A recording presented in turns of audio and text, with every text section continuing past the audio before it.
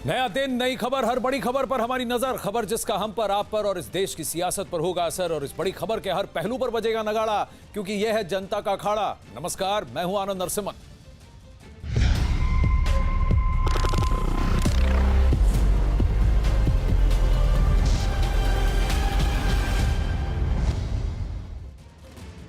मोदी सरकार के 36 मंत्री मिशन कश्मीर पर निकले हुए हैं। जम्मू कश्मीर में मोदी सरकार के मंत्रियों के दौरे का आज चौथा दिन है। जम्मू और आसपास के इलाकों में जाकर मोदी सरकार के कई मंत्री लोगों से आज संवाद करेंगे। संवाद के दौरान मोदी सरकार के मंत्री लोगों से आर्टिकल 370 और 35A के हटने के फायदों के बारे में बताएंगे और सरकार की उपलब्धियों के बारे में बताएंगे। लोगों से मुलाकात के दौरान मोदी सरकार के मंत्री कश्मीर के मौजूदा हालात की जानकारी भी लेंगे। विपक्ष की तरफ से कई आरोप लगे हैं, आरोप प्रत्यारोप, और इस पर सियासत का सिलसिला शुरू हो चुका है। कहा जा रहा है कि 36 में से 31 जो मंत्री हैं मोदी सरकार के, वो सिर्फ जम्मू इलाके का दौरा कर रहे हैं। कश्मीर केवल 5 मंत्री जा रहे हैं। इस पर कई सारी नुक्ताचीनी हुई है विपक्ष की तरफ से, लेकिन सरकार का यह कहना है कि कश्मीर, जम्मू कश्मीर के यूनियन टेरिटरी बनने के बाद और पूरी तरह नॉर्मलसी की ओर सबसे बड़ी दौड़ यह है और सबसे बड़ा आउटरीच यह है, क्योंकि जब तक सरकार के मंत्री केंद्र से वहां नहीं जाएंगे, लोगों से बातचीत नहीं करेंगे, उनका विश्वास कैसे वो जीत पाएंगे और उनकी मुश्किलों से कैसे अपने आप को अवगत कर पाएंगे। जम्मू कश्मीर के विकास संबंधित हर विषयों पर बातचीत करना केंद्र सरकार का केवल अधिकार नहीं, उनकी दायित्व है। और जम्मू कश्मीर एक यूनियन टेरिटरी भी है, उसका सर्वांगीण विकास करना भारतीय जनता पार्टी का, केंद्र सरकार का लक्ष्य है। यदि मनीष खरगे को लगता है कश्मीर जाना, जम्मू कश्मीर जाना कायरता है, या पाकिस्तान में जाकर के गुपचुप बातचीत करके आना ये कोई बहादुरी का परिचय है? नहीं, जम्मू कश्मीर की स्थिति बिल्कुल ठीक है। आप देखिए वहाँ बिल्कुल ठीक है, और यही चीज़ सब देखने जा रहे हैं और इंटरेक्शन करेंगे। अच्छी बात है, जाना तो अच्छी बात है। और डिटेल्स के साथ रिफत हमारे साथ जुड़ रहे हैं। रिफत, कितने मंत्री हैं जो कश्मीर में शिरकत कर रहे हैं और कितने हैं जो जम्मू में शिरकत कर रहे हैं? सबसे बड़ी बात यह है कि ये उस वक्त हो रहा है जब हालात धीरे धीरे नॉर्मलसी की ओर आ रहे हैं। कई जगह ब्रॉडबैंड सर्विसेज बहाल किए गए हैं, खासकर एसेंशियल सर्विसेज के लिए, और वॉइस और SMS शुरू हो चुका है, लेकिन अब भी पूरी तरह स्थिति नॉर्मल नहीं है।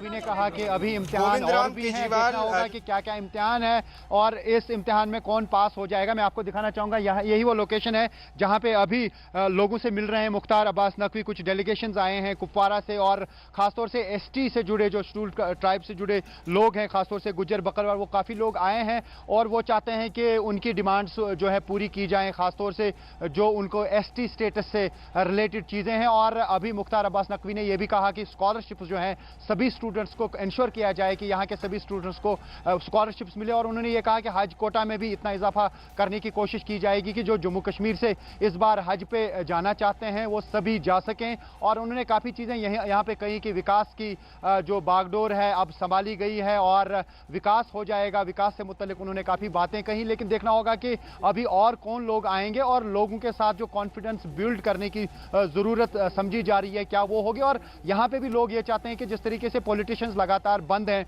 मेन स्ट्रीम के, खासतौर से महबूबा मुफ्ती, उमर अब्दुल्ला, फारूक अब्दुल्ला, या अभी भी इंटरनेट सर्विस जो है श्रीनगर और बाकी डिस्ट्रिक्ट्स में बहाल नहीं की गई, तो लोग चाहते हैं कि कम से कम इंटरनेट सर्विस रेस्टोर की जाए। क्या उस सिलसिले में कोई बात की जाएगी जब ये 36 मिनिस्टर सारे यहाँ पे आएंगे, लोगों से मिलेंगे? फिलहाल आज पहला इंटरेक्शन रहा, अभी जो चल रहा है इस वक्त, लोगों से वो मिल रहे हैं। हालांकि पहले यहाँ पे कुछ चीजों का इनॉग्रेशन किया गया, कुछ प्रोजेक्ट्स की संगी बुनियाद भी रखी गई, लेकिन साथ ही मुख्तार अब्बास नकवी ने तकरीबन अपने 10 मिनट की स्पीच में इसी चीज पे फोकस किया कि यहाँ पे जो 370 की वजह से कुछ स्कीमें यहाँ पे इंप्लीमेंट नहीं हो पा रही थी, उनको इंप्लीमेंट किया जाएगा। खासतौर से स्टूडेंट्स के बारे में उन्होंने बात की और उन्होंने कहा जो IIMs या IIT या बाकी संस्थाएं या इंस्टीट्यूशंस यहाँ पे कायम किए जा रहे हैं, उसमें भी लोगों को एम्प्लॉयमेंट मिलेगा। तो उनका फोकस ज्यादा डेवलपमेंट पे था, स्कॉलरशिप्स पे था, हज कोटा पे था और साथ ही एम्प्लॉयमेंट पे भी था। लेकिन ऑन ग्राउंड कब ये ट्रांसलेट हो जाएगा वो देखने वाली बात होगी। और जिस तरीके से अभी यहाँ पे इंटरनेट सर्विस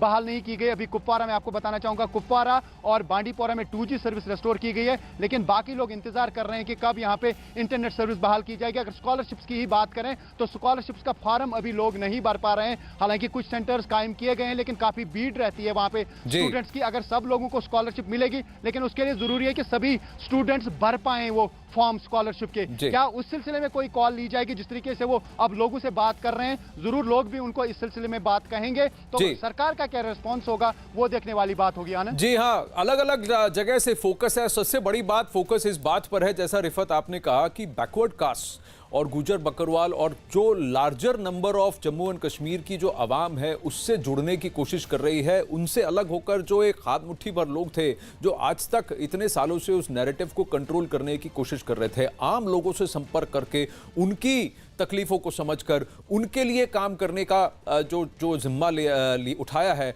उसको हम देख रहे हैं ट्रांसलेट होते हुए। लेकिन हाँ, दिक्कतें अभी भी हैं, जैसा रिफत ने कहा 2G अभी तक 2G सर्विसेज है, लेकिन इंटरनेट सर्विसेज पूरी तरह बहाल नहीं किए गए। अगर लोगों को स्टूडेंट्स को स्कॉलरशिप के लिए अप्लाई करना है तो सेंटर्स के बाहर लंबी लाइनें, और जैसे आप देख रहे थे रिफत को लाइव, वहां बर्फबारी हो रही है, मौसम भी काफी ठंडा है, वहां पर काफी दिक्कतें आती हैं लोगों को वहां इन सर्दियों के मौसम में। और इस बार देखना पड़ेगा कि इस आउटरीच का क्या निष्कर्ष निकलता है। हमने श्रीनगर और कश्मीर से तो अपडेट लिया, रिफत से आइए देखते हैं पवन की क्या रिपोर्ट है जम्मू से। उसके बाद अमिताभ सिन्हा से बात करेंगे जो हमारे साथ न्यूज रूम से जुड़ रहे हैं। मोदी सरकार के मंत्रियों का आज जम्मू कश्मीर में चौथा दिन है। लगातार दौरे जहां पर हो रहे हैं, आप देख सकते हैं जहां पर किरण रिजिजू अभी पहुंचे हुए हैं और ये जा रहे हैं जहाँ पर सुचेतगढ़ जो आरसपुरा का इलाका है, उस इलाके में ये लोगों से संवाद करेंगे। जम्मू कश्मीर से 370 और 35 से हटने के बाद जो हालात जम्मू कश्मीर में बने हुए थे उसे लेकर केंद्रीय मंत्रियों का लगातार दौरा जो है वो जम्मू में चल रहा है। आज चौथा दिन है। आज 14 केंद्रीय मंत्री जम्मू कश्मीर के दौरे पर हैं। मुख्तार अब्बास नकवी जो है वो कश्मीर में पहुंचेंगे, जबकि हरदीप सिंह पुरी जो है वो रजौरी पुंछ का दौरा करेंगे। अनुराग ठाकुर जो है वो भी जम्मू में होंगे और किरण रिजिजू भी जम्मू के आरसपुरा सेक्टर जो है उस इलाके में जाएंगे।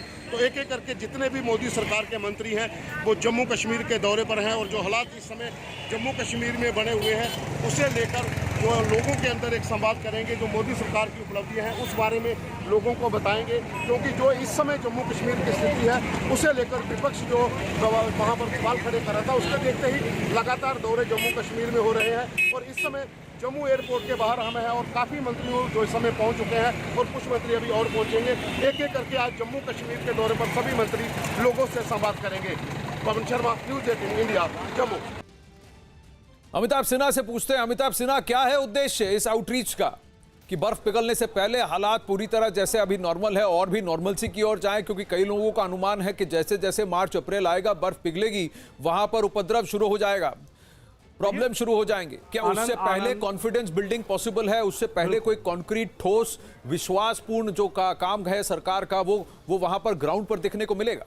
आनंद, दो चीज़ें साफ है। जो नैरेटिव आज़ादी के बाद चल रहा था, अगर 5 अगस्त को इतना बड़ा फैसला लिया केंद्र सरकार ने, मोदी सरकार ने, तो उसके पीछे मकसद साफ था कि उस नैरेटिव से बचना, आतंकवाद से बचना, परिवारवाद से बचना। 2-3 परिवार ही पूरे जम्मू कश्मीर पर राज कर रहे थे और वही नैरेटिव सेट करते थे। और सबसे अहम थी वो भ्रष्टाचार और आतंकवाद से बचना। तो इन तमाम चीज़ों को लेकर ये सबसे बड़ी पहल लगातार सरकार ने की और अब लगातार देख रहे होंगे एक के बाद एक तमाम फैसले हुए हैं। और धीरे धीरे जैसे जैसे स्थितियाँ सुधरनी शुरू हुई हैं वैसे वैसे हर चीज़ को स्थानीय प्रशासन फैसले लेता जा रहा है। चाहे कॉलेज खुलने का मामला हो, चाहे मार्केट खुलने का मामला हो, नाबार्ड तक वहाँ जाकर एक्टिव सक्रिय रहा है। नाबार्ड जैसी संस्था जो वहां से सेव निकालकर सेव को बाहर जाकर बेच रही है। तो तमाम चीजें ऐसी हैं जो कॉन्फिडेंस बिल्डिंग मेजर सरकार लेते जा रही थी। दिसंबर जनवरी का महीना कश्मीर के लोगों के लिए काफी मुश्किल भरा होता है। बर्फ पूरे इलाके में भरी होती है। 2 महीने का राशन वो जमा करके रखते हैं। इस बीच इस ठंड में तमाम मंत्रियों का आउटरीच जो हो रहा है ये दिखाता है कि कैसे वहां के लोगों को मुख्य धारा में जोड़ना है। अगर वहां का युवा उसे स्कॉलरशिप मिलेगी वो मुख्य धारा से जुड़ेगा। अगर आपको सबसे बड़ी अहम बात बता दूं, अप्रैल में वहां इन्वेस्टर समिट भी है। दुनिया भर के इन्वेस्टर्स जो भारत के भी इन्वेस्टर हैं वो वहां जाएंगे और उस इन्वेस्टर समिट में हिस्सा लेंगे श्रीनगर में और बताएंगे कि वहां कैसे कहां पर इन्वेस्ट करना है। तो जिस तरह से जम्मू कश्मीर का नैरेटिव बदला है सरकार ने, जिस तरह से जम्मू कश्मीर को परिवारवाद से मुक्ति दिलाने की दिशा में ये तमाम फैसले लिए गए हैं, जिस तरह से भ्रष्टाचार के खिलाफ लगाम कसी गई है, ये तमाम चीज़ें दिखाती हैं कि सरकार फेजेज में धीरे धीरे एक एक करके फैसले ले रही है। जैसे जिस बात में स्थिति सुधरती है उस बारे में फैसला लिया जाता है। अब जहाँ तक इंटरनेट की बात है, धारा 144 की बात है, जहाँ उन सब इलाकों में, कई इलाकों में आनंद अब इंटरनेट की सेवाएं बहाल हो रही हैं। 2-3 इलाके, 2-3 जिले ही बचे हुए होंगे जहाँ पर बहुत ज़्यादा रिस्ट्रिक्शंस है, बंधन है, लेकिन कुल मिलाकर चारों तरफ से धीरे धीरे एक तरह से कहा जा सकता है अगर देखा जाए अमिताभ, देखिए तीन सबसे ज्यादा प्रॉब्लमेटिक डिस्ट्रिक्ट्स हैं, श्रीनगर, पुलवामा, अनंतनाग। अगर ये 3 बड़े डिस्ट्रिक्ट्स अगर देखें, सबसे ज्यादा प्रॉब्लम्स इन्हीं इलाके में हुए थे और पावर का कंसंट्रेशन भी इन्हीं डिस्ट्रिक्ट्स में हुआ था पिछले 20-30 सालों में। और रिफत, आप भी ये जानते हैं। अब बात यह है कि इससे हटकर वहां पर क्या पॉलिटिक्स हो सकती है? क्या ग्राउंड लेवल पर, ग्रास रूट लेवल पर पॉलिटिशियंस और नेताओं को और लीडरशिप को डेवलप करने की जो बात हो रही थी, क्या वो होगा? और सबसे बड़ी बात है, ये जो एफर्ट्स लिए जा रहे हैं, इसका रिस्पॉन्स आवाम से क्या है? देखिए आनंद, सबसे पहले मैं ये बताऊं कि पॉलिटिकल लीडरशिप जो है वो डिमोलिश हुई है, खासतौर से मेन स्ट्रीम पॉलिटिशियंस डिमोलिश हुए हैं, क्योंकि जिस तरीके से उनको बंद रखा गया और Omar Abdullah, Farooq Abdullah, Mehbooba Mufti, farmer 3 chief minister बंद हैं, तो क्या उनकी साख खत्म करने की कोशिश है, या ये कहें जिस तरीके से बात की जा रही है कि मुफ्ती खानदान या यहाँ पे अब्दुल्ला खानदान ने आज तक, जिस तरीके से नरेंद्र मोदी ने भी कई बार कहा कि उन्होंने आज तक अपने लिए ये सब कुछ किया, आवाम को कुछ नहीं दिया, क्या उनको इसलिए रिलीज नहीं किया जा रहा है कि जिस तरीके से उनका यहाँ पे एक बेस था वो टोटल खत्म हो जाए, या उनसे कोई खतरा लग रहा है कि अगर वो बाहर आए प्रोटेस्ट करेंगे? तो ये अभी साफ नहीं हो पा रहा है। लेकिन हकीकत ये है कि आजकल लोग भी समझ रहे हैं यहाँ कोई लीडर है ही नहीं, यानी चाहे वो अब्दुल्ला खानदान हो, चाहे वो मुफ्ती खानदान हो, या कोई और हो, ना ही अब हकीकत यही है, अब लोग किसी पे यहाँ भरोसा भी नहीं करते हैं, क्योंकि लोगों ने यहाँ पे लोगों से इन्होंने कहा था कि वो 370 को बचाएंगे, वो बचा नहीं पाए, बाकी वादे भी किए थे, वो वादे वफा नहीं हो पाए। तो अब सरकार का क्या है रुख, खासतौर से मरकजी सरकार क्या कुछ यहाँ पे एस्टैब्लिश कराना चाहती है, वो देखने वाली बात होगी। अब 370 तो गया, अब क्या स्टेटहुड वापस दिया जाएगा? यहाँ के नेता जो हैं वो किस पे, कौन सा उनके लिए एक लेवल रखा गया जहाँ पे वो राजनीति करेंगे? क्योंकि राजनीति के लिए यहाँ के लीडरों के लिए, जो मेन स्ट्रीम पॉलिटिशियंस हैं, वो उनके लिए अब रहा नहीं कुछ कि वो लोगों को क्या कहेंगे। तो क्या अब इसीलिए शायद पीडीपी से अलग होकर अल्ताफ बुखारी अब कह रहे हैं चलिए आगे काम करते हैं, काम इस बात की करते हैं कि हम स्टेटहुड की बात कर सकते हैं कि नहीं, कितनी जल्दी हम स्टेटहुड तक जा सकते हैं उसके लिए। लेकिन सबसे ज्यादा जरूरी है कि वहां की आवाम, वहां के युवा जो हैं वो मेन स्ट्रीम से जुड़ें, बंदूक से परहेज करें और फिर कलम का इस्तेमाल करें, और फिर कश्मीर को, जम्मू कश्मीर को एक साथ आगे बढ़ाने की जिम्मेदारी अपने ऊपर ले लें। अमिताभ सिन्हा, आप हमारे साथ बने रहिए। थोड़ा सा हम अखाड़ा में आगे बढ़ते हैं, जम्मू कश्मीर से रुख करते हैं दिल्ली में, जहां एक अलग दाव पेच चल रहा है। जी हां, दिल्ली में चुनावी गर्मी लगातार बढ़ रही है। दिल्ली में आज नामांकन का आखिरी दिन है। मुख्यमंत्री अरविंद केजरीवाल ने भी आज नामांकन किया। वैसे तो उन्हें कल ही नामांकन करना था, लेकिन रोड शो में भारी भीड़ होने की वजह से वो नहीं कर पाए। अब अरविंद केजरीवाल नई दिल्ली इलाके से चुनाव मैदान में हैं। उनके खिलाफ बीजेपी ने सुनील यादव को उम्मीदवार बनाया। बीवाईजेएम के बहुत युवा लीडर हैं ये, जबकि कांग्रेस ने रमेश सब्रवाल को उम्मीदवार बनाया। दिल्ली में सबसे बड़ी चुनावी चर्चा यह थी कि अरविंद केजरीवाल के खिलाफ कांग्रेस और बीजेपी किसे मैदान में उतार रही है। दोनों पार्टियां अंदर खाने लगातार किसी बड़े चेहरे की तलाश में थी, लेकिन अब चेहरे सामने हैं। ना तो कांग्रेस ने केजरीवाल के खिलाफ अपने किसी बड़े नेता को मैदान में उतारा है और ना बीजेपी ने। ऐसे में सवाल ये उठ रहा है कि क्या बीजेपी और कांग्रेस ने केजरीवाल को वॉकओवर दे दिया है? देखिए, बीजेपी और कांग्रेस और कई सारी पार्टियां ये इकट्ठी हो गई हैं। एलजेपी, जेजेपी, जेडीयू और आरजेडी। पहली बार ऐसा है कि दिल्ली में इस तरह के गठबंधन देखने को मिल रहे हैं। तो इन सारी पार्टियों का एक ही मकसद है कि किस तरह से केजरीवाल को हराया जाए, और मेरा एक ही मकसद है कि किस तरह से भ्रष्टाचार को हराया जाए और दिल्ली को आगे बढ़ाया जाए। वो लोग कह रहे हैं केजरीवाल को हराओ, मैं कह रहा हूँ स्कूलों को अच्छा करो, अस्पतालों को अच्छा करो, बिजली को अच्छा करो, और वो उनका सबका केवल एक ही मकसद है कि किस तरह से मिलकर केजरीवाल को। अरविंद केजरीवाल के पिताजी ने भी न्यूज 18 से बातचीत की है, आइए सुनते हैं।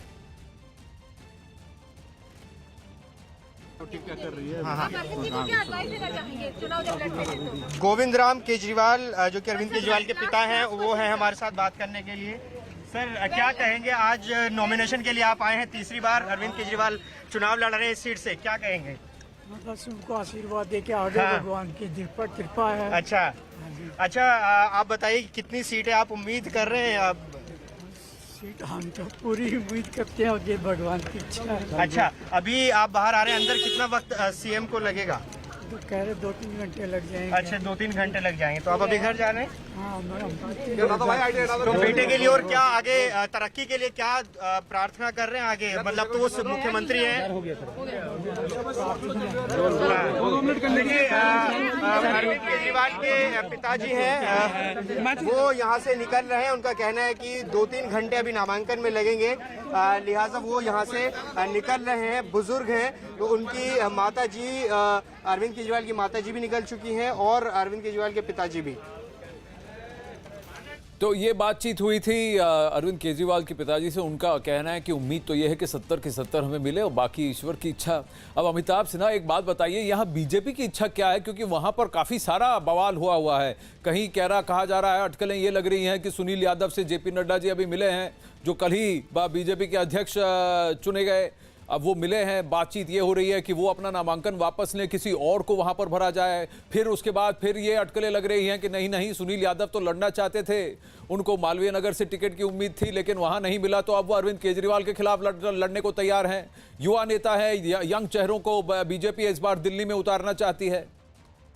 बिल्कुल यंग चेहरे हैं और काफ़ी चेहरे इस बार नए हैं। आनंद, ये बात काफ़ी ध्यान देने वाली है कि बीजेपी में काफ़ी चेहरे नए हैं और अगले 15 दिनों तक ये मैदान में रहेंगे भी। और ये बीजेपी के ज़्यादातर कार्यकर्ताओं को ही इस बार टिकट मिला, इसलिए आपने देखा होगा कि कहीं बहुत ज़्यादा मारामारी नहीं हुई है, बहुत ज़्यादा विरोध के स्वर उठे नहीं हैं। हालांकि 2 महीने से अगर आप देखें तो केजरीवाल साहब का कैंपेन काफ़ी ज़्यादा आगे रहा है, अपर हैंड रहा है। लेकिन अब बीजेपी, मुझे लगता है कल 22 तारीख है आनंद, कल 22 तारीख से पूरी तरह से मैदान में कूदेगी बीजेपी। और देश बदला है, दिल्ली भी बदलेंगे। जैसे नारों के साथ, ट्रिपल इंजन ग्रोथ के साथ, एमसीडी में भी बीजेपी, केंद्र में बीजेपी और यहाँ भी बीजेपी, दिल्ली में भी बीजेपी, विकास काफ़ी होगा। तो इन तमाम नारों के साथ कूदेगी। कल तक इंतजार करते हैं कल तक कैसे आगे बढ़ेंगे। लेकिन जहाँ तक नई दिल्ली की बात है, दोनों पार्टियों ने एक ऐसे उम्मीदवार दिए हैं जो युवा मोर्चा से और NSUI और यूथ कांग्रेस जुड़े हुए हैं। तो केजरीवाल की पार्टी, आम आदमी पार्टी भले ही कह सकती है कि वॉकओवर दिया है, लेकिन बीजेपी ने कई नामों पर चर्चा की थी और कई नामों के बाद उस इलाके में रहने वाले सुनील यादव पर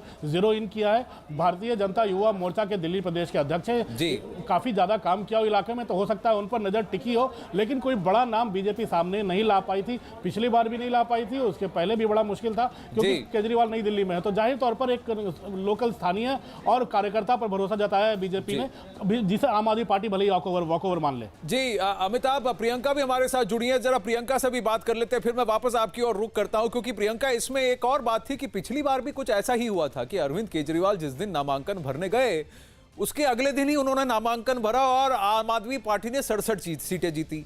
अब की बार भी कुछ ऐसा ही हुआ कि वो नामांकन भरने जिस दिन गए उसके अगले दिन नामांकन भर रहे हैं। तो ये संयोग है कि ये जानबूझकर किया जा रहा है, सुपरस्टिशन है। जी बिल्कुल सही कह रहे हैं आनंद आप। 2015 के चुनाव में भी हूबहू ऐसा ही हुआ था। जिस दिन नॉमिनेशन भरने के लिए गए थे, रोड शो हुआ, मेगा रोड शो हुआ और टाइम खत्म हो गया और उसके अगले दिन उन्होंने नॉमिनेशन भरे।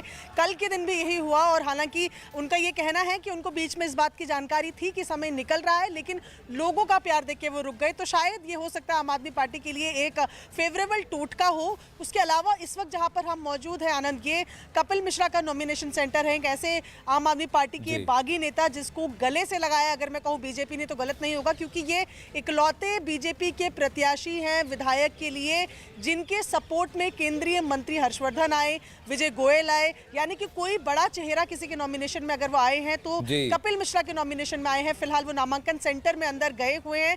और सुनील यादव की जहां पर, जैसे अभी अमिताभ जी बता रहे थे, तो डॉक्टर हर्षवर्धन से जब सुनील यादव को लेकर हमने सवाल पूछा कि विपक्ष कह रहा है कि आपने वॉकओवर दे दिया, तो डॉक्टर हर्षवर्धन का कहना था कि जब तक नतीजे नहीं आ जाते, कौन हल्का है कौन भारी है ये कहना गलत होगा, फैसला जनता करेगी। तो यानी कि अपने फैसले को सही ठहरा रही है बीजेपी। हालांकि आम आदमी पार्टी लगातार ये कह रही है कि बहुत इजी वॉकओवर नई दिल्ली सीट पे कम से कम बीजेपी ने आम आदमी पार्टी को दे दिया जी। तो प्रियंका, हम इंतजार करेंगे अगर कपिल मिश्रा नामांकन भरने के बाद बाहर आते हैं और हमसे बात करते हैं तो सीधा आपकी ओर रुख करेंगे। जावेद मंसूरी भी हमारे साथ है, लेकिन पहले विक्रांत यादव जो फोन पर जुड़े हैं उनसे बात करते हैं। ये बीजेपी में किस बात का असमंजस है? और नई दिल्ली में भी आज जब नामांकन भरने गए थे अरविंद केजरीवाल, तो वहां भी थोड़ा सा ड्रामा था। कई लोग थे जो वहां खड़े थे, कह रहे थे कि हम भी हमारा नामांकन भरेंगे। 1857 दोबारा की कोई एक ग्रुप थी। तो इस नई दिल्ली कॉन्स्टिट्यूएंसी में ऐसा नहीं है कि सब कुछ आराम से होने वाला है, ड्रामा आगे लगता है होता रहेगा। देखिए आनंद, अरविंद केजरीवाल जो कि आम आदमी पार्टी के निर्विवाद रूप से सबसे बड़े नेता हैं और इस समय दिल्ली के चुनाव में दोनों मुख्य विपक्षी दल जो उनके सामने सबसे बड़ा चेहरा अरविंद केजरीवाल ही है। तो अरविंद केजरीवाल के चुनाव को मुश्किल बनाने की दोनों पार्टियां कोशिश करेंगी और इसीलिए कयास भी लग रहा था कि दोनों पार्टियों की तरफ से कुछ चौंकाने वाले नाम आ सकते हैं। लेकिन नाम आया, आखिरी दिन नाम घोषित किया बीजेपी ने सुनील यादव का। सुनील यादव पिछली बार भी चर्चा में थे और उस समय भी ये कहा जा रहा था कि सुनील यादव चुनाव लड़ेंगे, क्योंकि उस समय वो नई दिल्ली जिले के युवा मोर्चा के अध्यक्ष थे। तो उन्हें उस बार टिकट नहीं मिला था, नुपुर शर्मा को टिकट मिला था, लेकिन इस बार बीजेपी ने सुनील यादव पर दाव खेला। युवा नेता है, नई दिल्ली में ही राजनीति करते हैं, नई दिल्ली इलाके में सक्रिय काफी रहते हैं और बीजेपी के दिल्ली प्रदेश युवा मोर्चा के अध्यक्ष भी है। तो पार्टी को उम्मीद है कि किसी तरीके से कि उनके खिलाफ उनका जो युवा उम्मीदवार है वो कुछ माहौल बनाने में कोई कामयाब रहेगा। लेकिन आम आदमी पार्टी की जहां तक बात करें तो पार्टी पूरी कॉन्फिडेंट है। उनका ये कहना है कि पार्टी ने उनके नेता के खिलाफ, दोनों ही पार्टियों ने किसी बड़े नेता को नहीं उतारा, जो ये साफ दिखाता है कि उनके बड़े नेता डरते हैं अरविंद केजरीवाल के खिलाफ चुनाव लड़ने से। क्योंकि अरविंद केजरीवाल जब अपने जीवन का पहला चुनाव लड़े थे तो शीला दीक्षित के खिलाफ चुनाव लड़े थे, तो उस तरीके का साहस दिखाना चाहिए। बहरहाल अब जो क्योंकि चुनाव बिल्कुल करीब है तो निश्चित तौर पर विपक्षी दल कोशिश करेंगे कि अरविंद केजरीवाल को उनके इलाके में घेरने की पुरजोर कोशिश करें। चलिए आइए जल्दी से सुनते हैं कि सुनील यादव ने न्यूज 18 से बातचीत करते वक्त क्या कहा। वो काफी कॉन्फिडेंट है, कहते हैं मैं किसी सेलिब्रिटी से कम हूं क्या। हमारे साथ हैं सुनील यादव जो अरविंद केजरीवाल के खिलाफ चुनाव लड़ने जा रहे हैं। सुनील जी, ये कहा गया कि आपका नामांकन बदलने जा रहे हैं। सबसे पहले तो दर्शकों को ये बताइए कि बीजेपी की तरफ से आप ही चुनाव लड़ रहे हैं। मैं दिल्ली प्रदेश युवा मोर्चे का भारतीय जनता पार्टी का अध्यक्ष हूँ और मेरे से बड़ा कोई सेलिब्रिटी अगर कैसे हो सकता है, जो भारतीय जनता पार्टी देश की सबसे बड़ी पार्टी, जिसके राष्ट्रीय अध्यक्ष रहे अमित शाह, जिसके देश के प्रधानमंत्री मोदी जी और जिसके अभी अध्यक्ष बने जेपी नड्डा जी, ऐसे पार्टी का व्यक्ति सेलिब्रिटी से कम है क्या युवा मोर्चे का अध्यक्ष दिल्ली का, जो कैपिटल का अध्यक्ष हो। तो मैं पढ़ा लिखा आदमी, लोकल यहाँ का रहने वाला, आज इस विधानसभा के साथ आज पहली बार न्याय होने जा रहा है कि यहाँ के लोग आंखें बिछाए बैठे थे कि किसी लोकल को मिले जो रीचेबल हो। नॉट रीचेबल सीएम पहले 3 साल शीला दीक्षित रही, लोग वहां पहुंच ही नहीं पाते थे और अब आने वाले टाइम पे केजरीवाल जी 6 साल से पकड़ में नहीं आते लोगों के, तो वो होंगे चीफ मिनिस्टर। लेकिन लोकल की जनता यहाँ बहुत परेशान है, त्राही है, वो इनको सबक सिखाएगी इस चुनाव में। आम आदमी पार्टी के नेता ये कह रहे हैं, कार्यकर्ता ये कह रहे हैं कि सुनील यादव को बलि का बकरा बना दिया अरविंद केजरीवाल के खिलाफ। अभी तो चुनाव बताएगा कि बलि का बकरा कौन है, क्योंकि ये चुनाव लोकल वर्सेस अदर्स होने वाला है। केजरीवाल मैं कहता हूँ नॉट रीचेबल सीएम है, वो दूसरों के लिए हो सकते हैं अवेलेबल है। नई दिल्ली की विधानसभा तरसता है, ना अपने घर का कोई फंक्शन हो तो चूना लगवा सकती है, ना किसी का ट्रांसफर। एनडीएमसी नई दिल्ली विधानसभा के अंडर में आता है। 25,000 एम्प्लॉय इधर मारे घूमते, कभी किसी को ट्रांसफर की जरूरत होती है, किसी को पोस्टिंग की जरूरत होती है, किसी को पक्का कच्चा होने की जरूरत होती है, वो पता नहीं कहाँ रहते हैं। यहाँ के गवर्नमेंट एम्प्लॉय बहुत परेशान है। अब लोकल लोगों को टिकट दिया जाए, क्या बीजेपी ने इस बार कुछ ऐसी रणनीति अपनाई है कि जितने स्थानीय लोग हैं, लोकल पीपल हैं, जिन्होंने काम किया है और मेहनत की है दिल्ली में, उनको टिकट दिए जा रहे हैं। जावेद मंसूरी, ग्राउंड पर क्या है संकेत? नई दिल्ली क्या वॉकओवर है अरविंद केजरीवाल के लिए?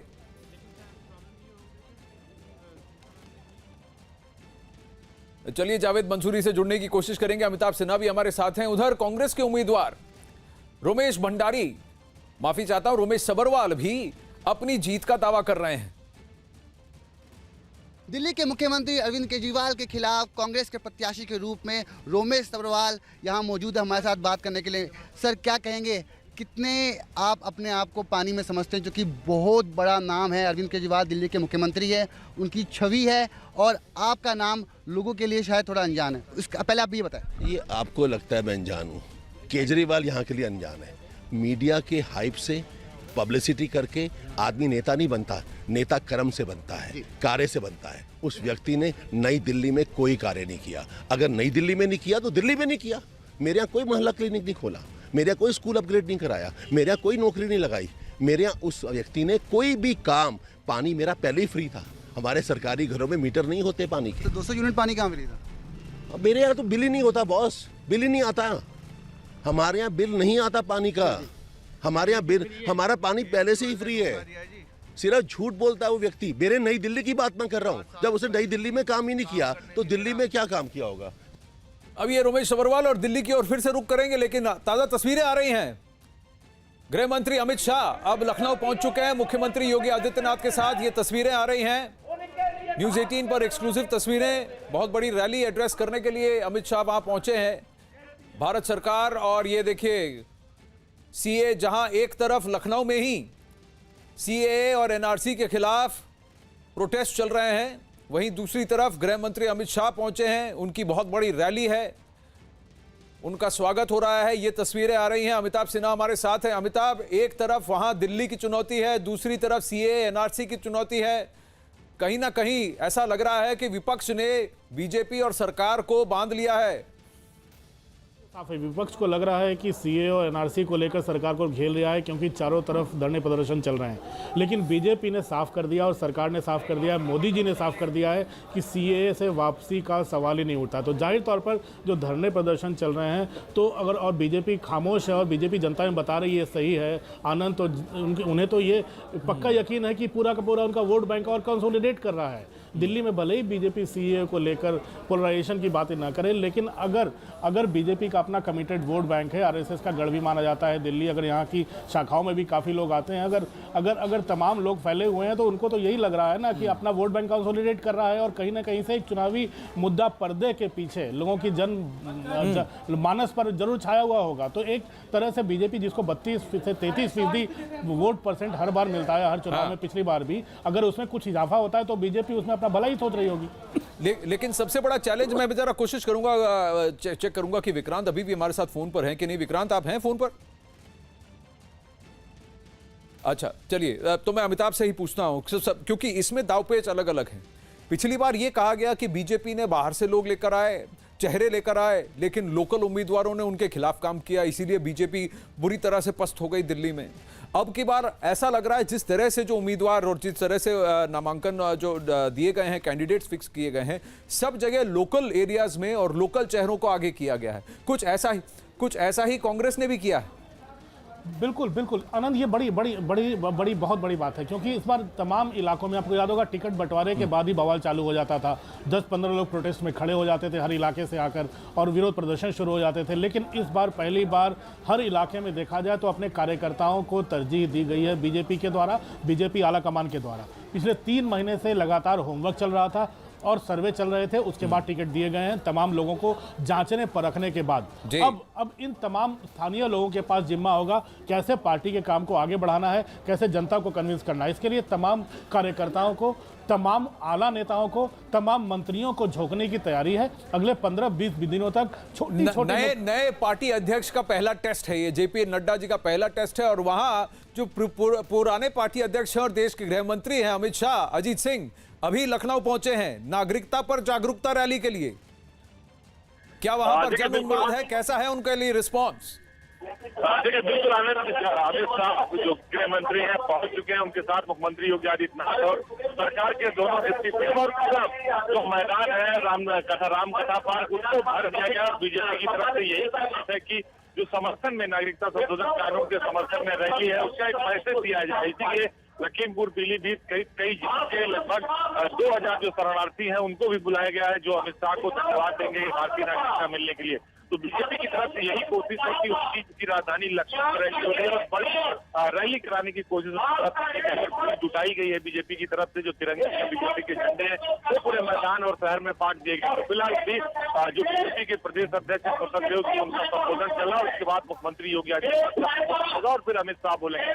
वही दूसरी तरफ क्योंकि मुनव्वर राना जो प्रख्यात शायर है, उनकी दोनों बेटियों के खिलाफ FIR दर्ज हुआ, उसको लेकर सियासी विचार होगा। और खुद मुनव्वर राना सामने आए और उन्होंने कहा कि सरकार हिस्साशाही कर रही है और ऐसा नहीं कर सकती। भाजपा कर का बड़ा विरोध हुआ, 10,000 के आसपास लोग करबला पर मौजूद है। तो अब ये देखना होगा कि जहाँ बीजेपी समर्थन में रैली कर रही है, और अमित शाह क्या कुछ बोलते हैं, क्योंकि गृह मंत्री के तौर पर आज वो राष्ट्रीय अध्यक्ष नहीं है, पहली बार संबोधन करेंगे। तो क्या मैसेज आता है और क्या कैसी दिखाने की कोशिश करती है आनंद? जी हाँ, इसमें कई सारे सियासी दावपेच है अमिताभ, क्योंकि कहीं ना कहीं सरकार का अब ये कहना है कि विपक्ष ने सीए और एनआरसी के मुद्दे को जानबूझकर इस्तेमाल किया है, ताकि इससे पहले जो प्रावधान हुए हैं, जो संशोधन हुए हैं कानून में, और जो संसद ने जो एक्ट पारित किए हैं और जो फैसले हुए हैं कोर्ट में, उसके खिलाफ का विरोध यहां पर सीए एनआरसी के बहाने किया जा रहा है। कुछ ऐसी भी बातें हो रही हैं। यहां आप देखिए लखनऊ में अमित शाह का रैली है, वहां दिल्ली में अरविंद केजरीवाल का नामांकन है, जहां अरविंद केजरीवाल कह रहे हैं कि मुझे हराने में लगे हुए हैं, मैं दिल्ली को आगे बढ़ाने में लगा हुआ हूं, जबकि लोकल उम्मीदवार ये कह रहे हैं कि देखिए हम यहां के लोकल लोग हैं, हमको यहां का पता है। कांग्रेस और बीजेपी दोनों ने लोकल उम्मीदवारों को चुना है। जावेद मंसूरी हमारे साथ हैं, तो जब तक अमित शाह लखनऊ में बोलते हैं जरा दिल्ली पर भी बात करते हैं। जावेद बताइए, नई दिल्ली में और दिल्ली में जिस तरह से कांग्रेस और इनके कैंडिडेट्स चुने गए हैं बीजेपी के, कहीं ऐसा लग रहा है कि एक स्ट्रैटेजी है कि बाहर से बड़े चेहरों की जगह लोकल जो लीडर्स हैं, स्थानीय लोग जिन्होंने लोगों के बीच रहकर काम किया है, भले ही वो बड़े चेहरे ना हो, उनको आगे किया जाए। बिल्कुल, देखिए आखिरी दिन कैंडिडेट घोषित किए बीजेपी और कांग्रेस पार्टी ने, ये कहीं ना कहीं एक तरह से तय करने में देरी ये दिखाती है कि ये बहुत मंथन किया गया कि नई दिल्ली से अरविंद केजरीवाल के खिलाफ किस उम्मीदवार को उतारा जाए। तो कार्यकर्ताओं को टिकट दिया गया। जो सुनील यादव हैं बीजेपी के, जो यहाँ से उम्मीदवार हैं, वो भारतीय जनता युवा मोर्चा के दिल्ली के अध्यक्ष हैं, उन्हें टिकट दिया गया। सुबह खबर आई थी कि वो नड्डा से मिल रहे हैं, हालांकि अब वो ही नामांकन करेंगे नई दिल्ली सीट से। तो इस बात की कोशिश है कि कार्यकर्ताओं को उतारा गया। हैवीवेट कैंडिडेट देने की जो चर्चा थी वो नहीं हुई है, ना ही कांग्रेस की तरफ से ना बीजेपी की तरफ से कोई बड़ा चेहरा नहीं दिया गया था। जो कहा जा रहा था कि चौंकाने वाला चेहरा दिया जाएगा, ऐसा चेहरा कोई नहीं दिया गया। आम आदमी पार्टी की तरफ से भी इस पर चुटकी ली गई है, जो कांग्रेस और बीजेपी ने कैंडिडेट नई दिल्ली से उतारे हैं। मैं इस वक्त जामनगर हाउस पर मौजूद हूं। आनंद, यहाँ की भी तस्वीरें दिखा देते हैं। यहाँ पर बीजेपी कार्यकर्ता पहुंचे हैं जो कि दिल्ली कैंट से उम्मीदवार हैं, उनके समर्थक हैं। और देखिए यहाँ पर बड़ी संख्या में कार्यकर्ता पहुंचे हैं, उनसे बात करने की भी कोशिश करेंगे। नई दिल्ली पर नजरें सभी की हैं, लेकिन नई दिल्ली के आसपास जो सीटें हैं, कैंट है जैसे, ये बताइए कि बीजेपी का इस तरह से कहाँ स्टैंड कर रही है बीजेपी दिल्ली के चुनाव में? आपको क्या लगता है कैसा प्रदर्शन रहेगा?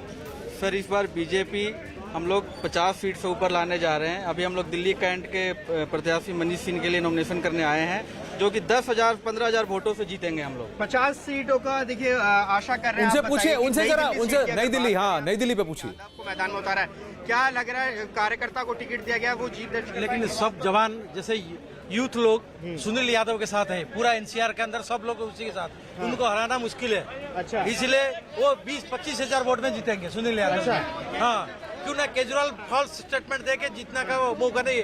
ये एजुकेशन एरिया है और दिल्ली कैंट उन्हीं को देंगे, सुनील यादव। मतलब आप कह रहे हैं कि एजुकेटेड लोग हैं वो सुनील यादव को देंगे। आप बताइए सुनील यादव की स्थिति कैसी है?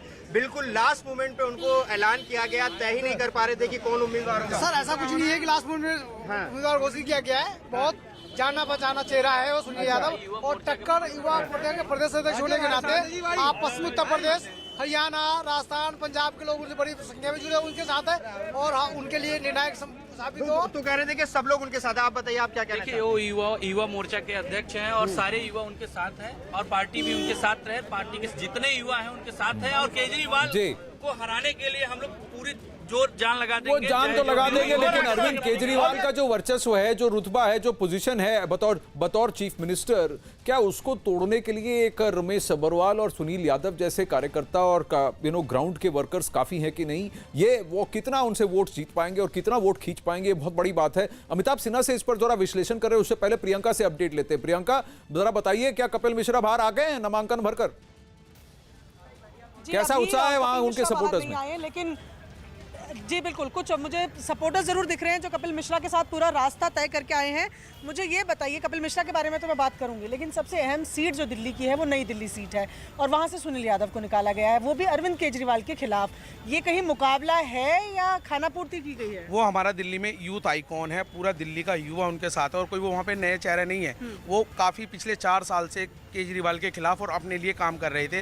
वहाँ उन्हें नई दिल्ली सीट पे बच्चा जानता, और बहुत ही कांटे की टक्कर होने वाली है। वो सीट हम जीतने वाले हैं, और वहाँ पे इतिहास रचा जाएगा कि कोई युवा चेहरा आया और केजरीवाल को उसी के क्षेत्र में हराया। क्योंकि वहाँ आपको शीला दीक्षित वाला टाइम याद आ रहा है, जब शीला दीक्षित के खिलाफ अरविंद केजरीवाल लड़े थे? वैसी स्थिति लग रही है। बिल्कुल, उससे भी अच्छी स्थिति होने वाली है, क्योंकि शीला दीक्षित तो वहाँ पे काम किया था, केजरीवाल ने वहाँ पे काम नहीं किया था। आपको क्या लग रहा है सर, ये सुनील यादव की जो सीट है नई दिल्ली के खिलाफ, ये आपको लग रहा है निकलेगी कि जाएगी? मुझे तो दिल्ली में पूरी 70 सीट बीजेपी की दिख रही है। अच्छा, पूरी 70 सीट लग रही है। आपको क्या लग रहा है सर, क्या होने वाला है यहाँ? मुझे यही दिख रहा है, यही जीतेंगे। कौन जीतेंगे, कपिल मिश्रा की बीजेपी? हाँ जी। कपिल मिश्रा जीतेंगे। जी। चलिए, तमाम जी, जो यहाँ पर प्रियंका, उनके सपोर्टर्स आए हैं, उन्हें नहीं, सपोर्टर्स के अंदर से एक निष्कर्ष निकलता है और मैं इसी को लेकर अमिताभ सिन्हा के पास जाऊंगा। अमिताभ, आप कह रहे थे कि दिल्ली में अगर आप हिस्टोरिकली देखें और आंकड़ों को देखें तो कम से कम 30 से 32% वोट शेयर बीजेपी का हमेशा रहा है, चाहे माहौल कैसा भी हो। जब उससे बढ़कर 3-4% होते हैं तब शिफ्ट होता है। 2015 में आम आदमी पार्टी के 57% से ज्यादा वोट शेयर था, जहां पर ज्यादातर जो वोट शेयर था वो कांग्रेस पार्टी की तरफ से निकल के आया था। बीजेपी ने अपना वोट शेयर गंवाया नहीं था, वो वही 30-31% के आसपास ही बीजेपी का वोट शेयर था। अब की बार जो ये स्ट्रैटेजी दिख रही है, जहां स्थानीय लोग हैं, बहुत बड़े चेहरे नहीं है जिसको बीजेपी ने उतारा है, तो क्या ये अरविंद केजरीवाल के लिए मुश्किलें पैदा कर सकता है? क्योंकि उनके पास टारगेट करने के लिए कोई बड़ा चेहरा नहीं। कपिल मिश्रा होते या देखिए अगर कुमार विश्वास होते या कोई और बड़ा चेहरा होता तो उनके साथ एक स्ट्रैटेजी बनाना और आमने सामने भिड़ना ये अलग बात है। अब अरविंद केजरीवाल अपने आप को उसी पोजीशन में पा रहे हैं जहां शीला दीक्षित थी 2015 में। चीज़ नहीं भूलनी चाहिए अरविंद केजरीवाल को कि इस बार दिल्ली की जनता उनके काम पर भी वोट देगी। अगर कुछ जनता खुश है जिनका यूनिट 200 यूनिट से कम आता है, तो वो जनता भी है जिनका हज़ारों में अभी भी बिल आ रहा है, जिनकी 400 यूनिट बिजली उठती है घरों की, चाहे वो ईस्ट दिल्ली हो, चाहे साउथ दिल्ली हो, चाहे वेस्ट दिल्ली हो। ये बिजली का बिल 200 यूनिट से कम आने वालों का है। दूसरा जो सबसे अहम पहलू है CAA को लेकर, किसी भी विवाद में पड़ने से बच रही है आम आदमी पार्टी, किसी भी विवाद में पड़ने से बच रहे हैं केजरीवाल बार जब CAA की बात होती है उनसे सवाल पूछते हैं, वो कहते हैं स्कूलों की बात करो, पानी की बात करो, बिजली की बात करो। लेकिन कांग्रेस, केजरीवाल जी को ये ना भूलना चाहिए कि कांग्रेस पार्टी लगातार CAA का समर्थन कर रही है। कांग्रेस के नेता CAA के समर्थन में धरनों में बैठ रहे हैं और कांग्रेस के शासित राज्य CAA को रोक रहे हैं अपने राज्यों में आने से। तो सीधे तौर पर जो अल्पसंख्यक वोट बैंक अगर आम आदमी पार्टी की तरह गया था पिछली बार, चंक में पूरा का पूरा कांग्रेस का वोट बैंक, जिसके चलते 57% वोट आए थे, कहीं वो अल्पसंख्यक वोट बैंक अगर थोड़ा भी घिसका कांग्रेस की तरफ, तो कांग्रेस पे भरोसा आया तो उनको भी मुश्किलें पैदा हो सकती हैं। तीसरी बात, एक बात आनंद, छोटी सी बात, 15 विधायकों के टिकट काटे उन्होंने, 7 बाहर से इंपोर्टेड उम्मीदवार दिए हैं, यानी 22 सीट पर तो उनके कॉन्फिडेंस की कहीं ना कहीं कमी तो थी। तो कई चीजें ऐसी हैं जो सिर्फ देखने में अच्छी लगती हैं। चलो आपने बिजली कर दिया, पानी कर दिया, लेकिन आप एंटी इनकम्बेंसी भी झेल रहे हो, ये नहीं भूलना चाहिए। ये बात केजरीवाल जी को और बीजेपी शायद यही सब कुछ ऐसी बातें ही सुनील यादव और रोमेश सब्बरवाल ने भी न्यूज़ 18 से बात करते हुए की। विक्रांत हमारे साथ फोन पर है। विक्रांत, आपको मेरी आवाज आ रही है? जी विक्रांत, ये जो लोकल वर्सेस अब नेशनल चेहरा हो चुके हैं अरविंद केजरीवाल, ये जो है ये अरविंद केजरीवाल के लिए क्या मुश्किलें पैदा करेगा, या फिर आपको लगता है कि सुनील यादव और इनका बेस उतना स्ट्रांग नहीं है? क्योंकि मैं सिर्फ एक कॉन्स्टिट्यूएंसी नई दिल्ली की बात कर रहा हूं, क्या क्योंकि कई सारे आरोप प्रत्यारोप होंगे और ये सब लोकल कॉन्स्टिट्यूएंसी को लेकर होगा, वहां पर इनकी पकड़ कितनी मजबूत है, या फिर अरविंद केजरीवाल की हवा इतनी बड़ी है और उनका चेहरा और उनका स्टैचर इतना बड़ा है कि ये लगभग इसको वॉकओवर ही समझ लेना चाहिए? देखिए नतीजा आनंद जब आए उससे पहले कुछ भी कहना नतीजे के बारे में वो ठीक नहीं होता, वो ठीक नहीं रहता। लेकिन इस देश ने, अगर बड़े नाम की बात करें तो इस देश ने इंदिरा गांधी को लोकसभा का चुनाव हारते हुए देखा है। इस देश में जब अरविंद केजरीवाल ने शीला दीक्षित को हराया था तो शीला दीक्षित दिल्ली की राजनीति का सबसे बड़ा नाम था और अरविंद केजरीवाल आंदोलन से निकले हुए सबसे नए नेता थे। लेकिन अगर हम वर्तमान स्थिति की बात करें तो पिछले काफी दिनों से ये लगातार चर्चा चल रही थी कि बीजेपी कोई ऐसा उम्मीदवार देगी जो अरविंद केजरीवाल को उनके घर में ही घेर देगा और उससे बाहर निकलने नहीं देगा, क्योंकि अरविंद केजरीवाल के जिम्मे 70 सीटें हैं। हमें ये मानना पड़ेगा कि अरविंद केजरीवाल के जो उम्मीदवार हैं वो सिर्फ उम्मीदवार नहीं लड़ रहे, बल्कि अरविंद केजरीवाल हर सीट पर खुद लड़ रहे हैं, वही पार्टी का चेहरा भी है।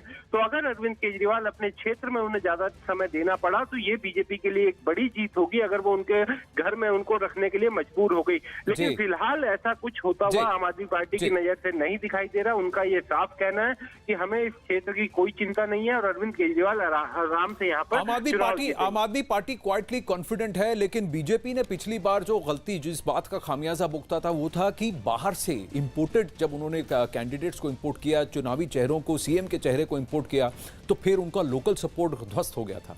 अब की बार लोकल चेहरों को उन्होंने आगे किया है। क्या ये उनके काम आएगा, ये कारगर सिद्ध होगा, देखने वाली बात है। अखाड़ा में लेंगे एक छोटा सा ब्रेक, बने रहिए हमारे साथ।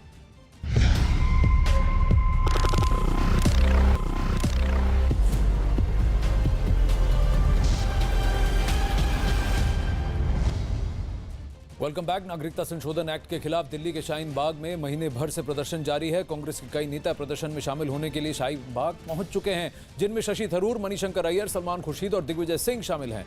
ऐसे में सवाल ये भी उठ रहे हैं कि क्या कांग्रेस में सीएए के विरोध के बहाने सियासी चेहरा चमकाने की होड़ लगी है। कई सारी कंट्रोवर्शियल बातें हैं, कई सारे सवाल भी उठते हैं कि असली वजह क्या है इस प्रोटेस्ट की, और कुछ वीडियोस भी निकल के आए हैं कुछ कांग्रेसी नेताओं के। इन पर भी बात करेंगे एक छोटे से ब्रेक के बाद।